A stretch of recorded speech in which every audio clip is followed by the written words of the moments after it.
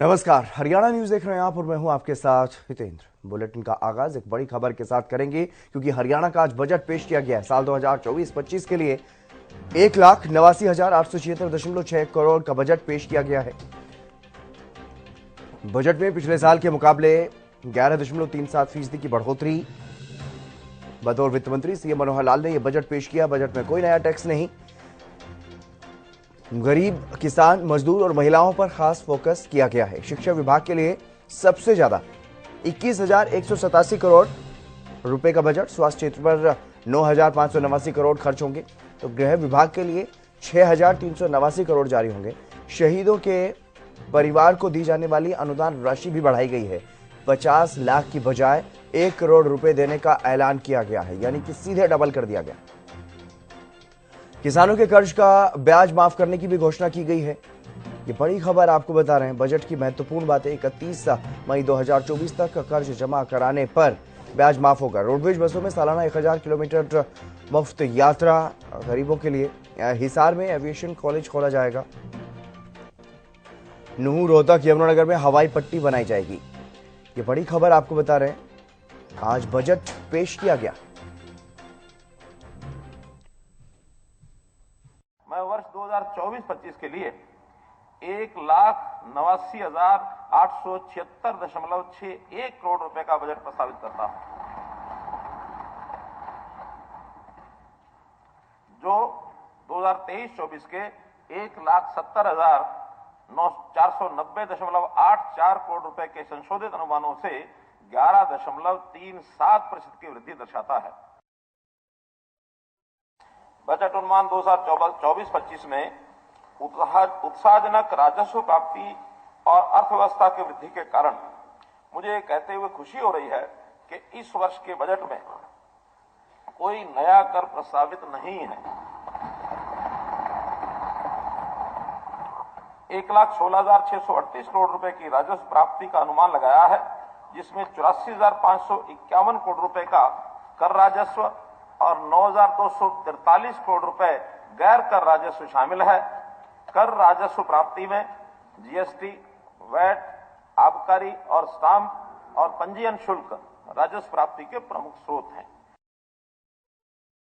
हमारी ये जो प्राथमिक ग्रामीण ऋषि समिति यानी पैक्स ऋण समितियां, पैक्स के माध्यम से किसानों को ऋण दिए जाते हैं।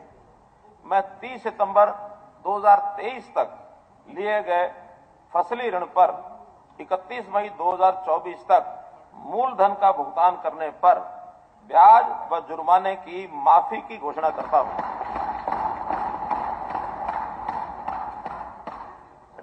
जो डिफॉल्टर हैं उनकी संख्या भी इस समय 5,47,900 किसान हैं, जिनका मूलधन तो 2140 करोड़ रुपया है, लेकिन उनके पर ब्याज और पेनल्टी इस समय बकाया 1739 करोड़ रुपया हो गई है। इनको 1739 करोड़ रुपए की छूट की घोषणा करता हूं।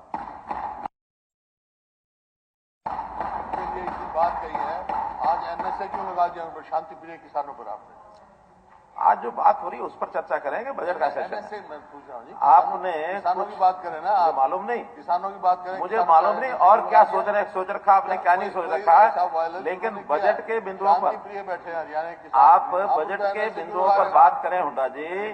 बजट का एक नॉर्म होते हैं। आज बजट की विषय की चर्चा हो रही है, इसलिए उस बिंदु को रख रहा हूं मैं।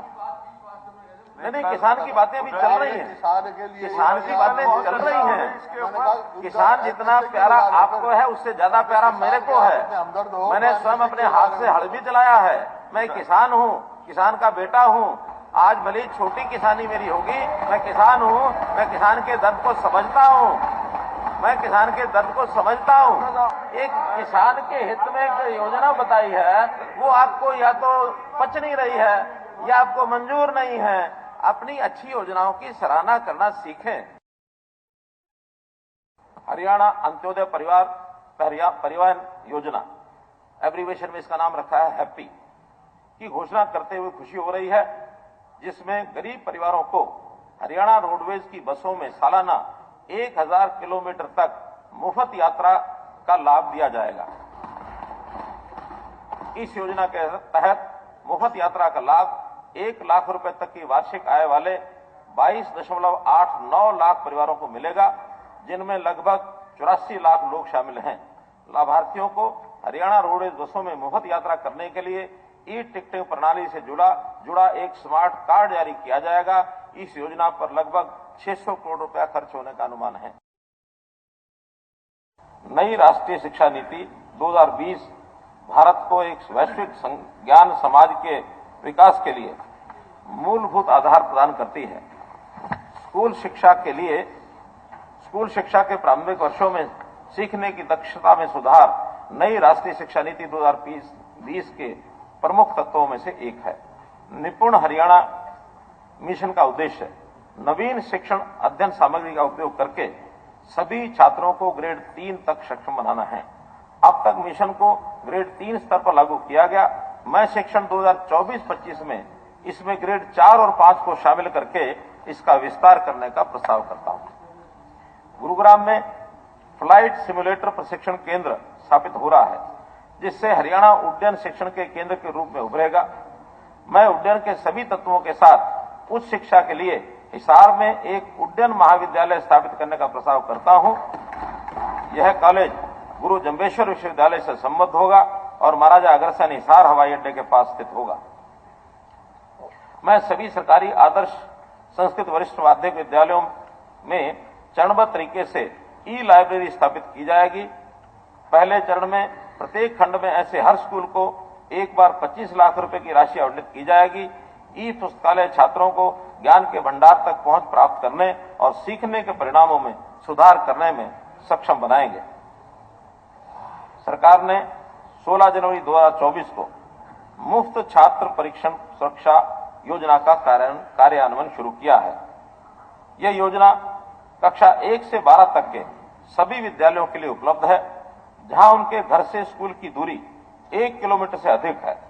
ये योजना प्रारंभ में प्रत्येक जिले के एक खंड में लागू की जा रही है और इसका विस्तार अन्य खंडों में भी किया जाएगा। कॉलेज के विद्यार्थियों को रोजगार सक्षम बनाने के लिए राजकीय विद्यालयों में 50 से अधिक रोजगार उन्मुखी पाठ्यक्रम आरंभ किए गए हैं। उच्च शिक्षण संस्थानों ने छात्रों की रोजगार क्षमता में सुधार के लिए विभिन्न उद्योगों के साथ 300 से अधिक समझौता ज्ञापनों पर हस्ताक्षर किए हैं। माननीय अध्यक्ष महोदय, सरकार का प्रस्ताव है कि महाविद्यालयों, बहुतकनीकियों और औद्योगिक प्रशिक्षण संस्थानों सहित सभी संस्थानों में सौर ऊर्जा आपूर्ति की जाएगी। मैं वित्त वर्ष 2024-25 के लिए शिक्षा क्षेत्र को 21,187 करोड़ रुपए आवंटित करने का प्रस्ताव करता हूं, जो चालू वर्ष के 18,344 करोड़ रुपए के संशोधित अनुमानों की तुलना में 15.49% की वृद्धि है। मैं युद्ध में शहीद हुए सैनिकों के परिजनों के लिए दी जा रही 50 लाख रुपए की अनुग्रह राशि को बढ़ाकर 1 करोड़ रुपए करने का प्रस्ताव करता हूं। चाहे वे किसी भी रक्षक सेवा या केंद्रीय सशस्त्र पुलिस बल के हों, हरियाणा के वासी हों। सशस्त्र बलों में और अधिक अधिकारियों और जवानों की भागीदारी बढ़ाने के लिए मैं हरियाणा के निवासियों को रक्षा और अर्धसैनिक सेवाओं में सेवा के लिए तैयार करने हेतु राज्य में 3 AFPI अर्थात आर्म्ड फोर्स प्रिपरेटरी इंस्टीट्यूट सशस्त्र बल तैयारी संस्थान ये स्थापित करने का प्रस्ताव करता हूं। इस संस्थान में कक्षा 10 और स्नातक के बाद उम्मीदवारों को रक्षा और अर्धसैनिक सेवाओं में सेवा के लिए प्रतिस्पर्धी प्रक्रिया में शामिल होने के लिए तैयार किया जाएगा। मैं वित्त वर्ष 24-25 के बजट में सैनिक और अर्धसैनिक क्षेत्र के लिए 140 करोड़ रुपए का आवंटित करने का प्रस्ताव करता हूं, जो कि चालू वित्त वर्ष के 96.58 करोड़ रुपए के संशोधित अनुमानों की तुलना में 45.51% की वृद्धि है।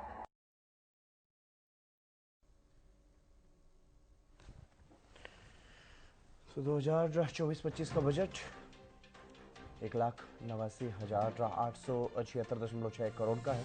2023-24 के बजट की अगर बात करें तो लगभग 1,84,000 करोड़ का था और 2022-23 का बजट 1,77,255.99 करोड़ का था।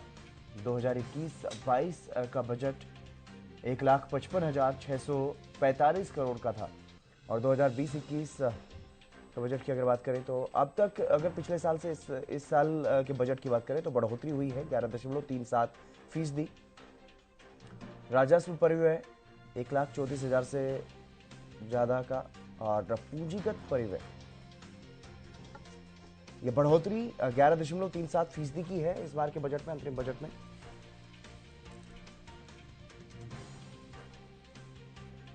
और राजस्व परिव्यय 70% से ज्यादा है तो वहीं 29% पूंजीगत व्यय।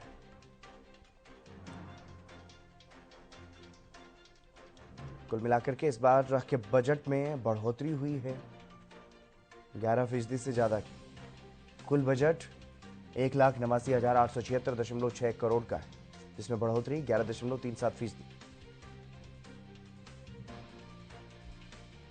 स्वास्थ्य क्षेत्र को 9,589 करोड़ दिए गए हैं। कृषि एवं सहकारिता विभाग को 7,570 करोड़ दिए गए हैं। सिंचाई एवं जल संसाधन को 6,247 करोड़ रुपए दिए गए हैं। रेलवे, राजमार्ग और सड़क को 5,504 करोड़ रुपए दिए गए हैं। ये प्रावधान किया गया। पब्लिक हेल्थ के लिए 4,787 करोड़ का प्रावधान है। परिवहन नागरिक उड्डयन के लिए 3,900 से ज्यादा का प्रावधान। महिला बाल विकास और उद्योग क्षेत्र के लिए 922 करोड़ रुपए का प्रावधान। ऊर्जा क्षेत्र के लिए 761 करोड़ का प्रावधान। पर्यावरण वन क्षेत्र के लिए 654 करोड़ रुपए का प्रावधान इसमें किया गया है। खेल विभाग को 578 करोड़ रुपए दिए गए हैं। पर्यटन और विरासत के लिए 242 करोड़ रुपए का प्रावधान इसमें किया गया है। सैनिक और अर्धसैनिक बलों के लिए 140 करोड़ रुपए का प्रावधान किया गया है। श्रम क्षेत्र के लिए 92.83 करोड़ और शिक्षा विभाग के लिए सबसे ज्यादा 21,187 करोड़ का प्रावधान इस बजट में किया गया है। ये कुल बजट 1,89,876.61 करोड़ का।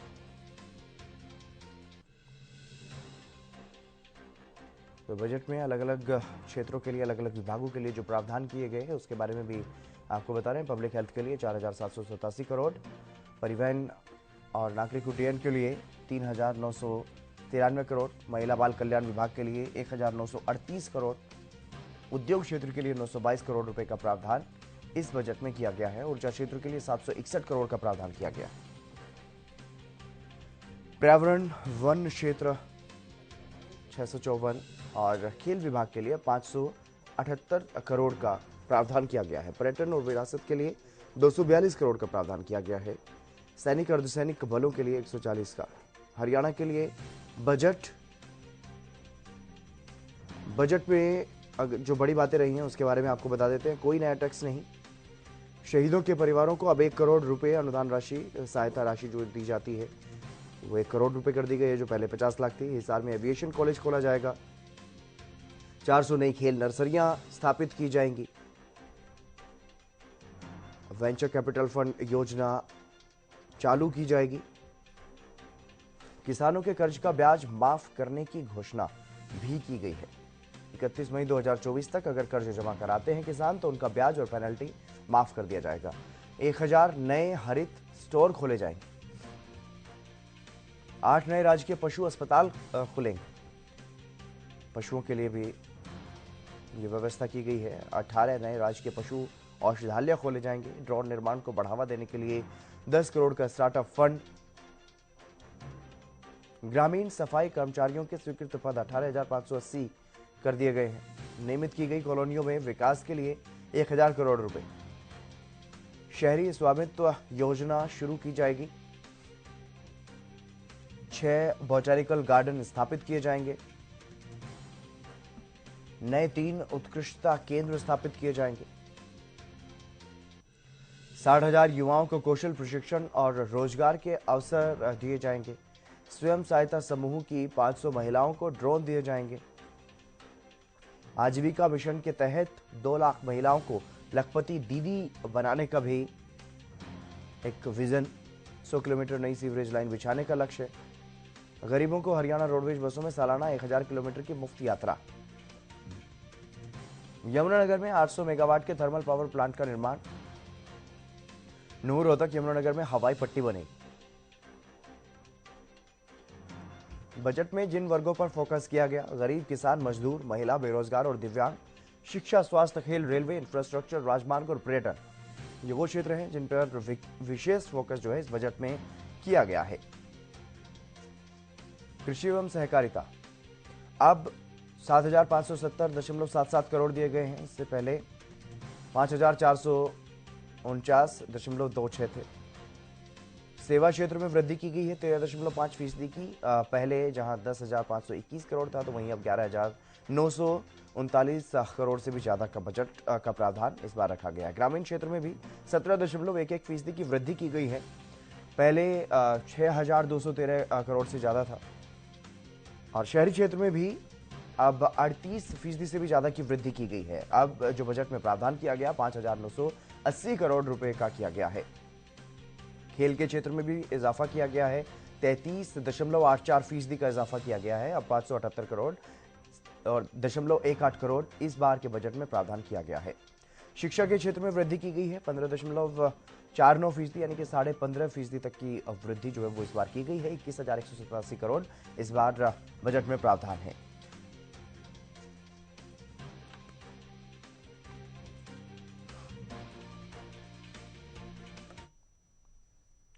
और चलिए इसी बीच शुरू कर लेते हैं एक बड़ी खबर की ओर। एक बड़ी खबर सामने आ रही है।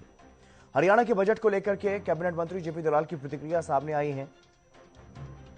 1,89,876.61 करोड़ का बजट पेश। बजट में किसानों के लिए कई योजनाएं, ये जेपी दलाल ने कहा है। हरियाणा के बजट को लेकर के कैबिनेट मंत्री जेपी दलाल का बयान सामने आया है। उन्होंने बताया 1,89,876.61 करोड़ का बजट है और बजट में किसानों के लिए कई योजनाएं। हरियाणा के बजट को लेकर के कैबिनेट मंत्री जेपी दलाल का यह बयान सामने आया। मुख्यमंत्री मनोहर लाल जी ने 1,89,876.61 करोड़ रुपए का बजट पेश किया, जो पिछले साल से 11.37% ज़्यादा है। और इसमें बहुत सारी ग्रामीण क्षेत्र के लिए, किसानों के लिए योजनाएं हैं। मैं उनको बधाई देता हूं और उनका धन्यवाद करता हूं।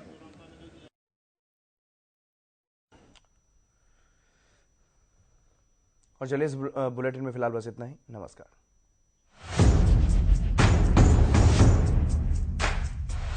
सरकार का लगातार 5वां बजट प्रस्तुत करना मेरे लिए सौभाग्य और सम्मान की बात है। मैं वर्ष 2024-25 के लिए 1,89,876.61 करोड़ रुपए का बजट प्रस्तावित करता हूं।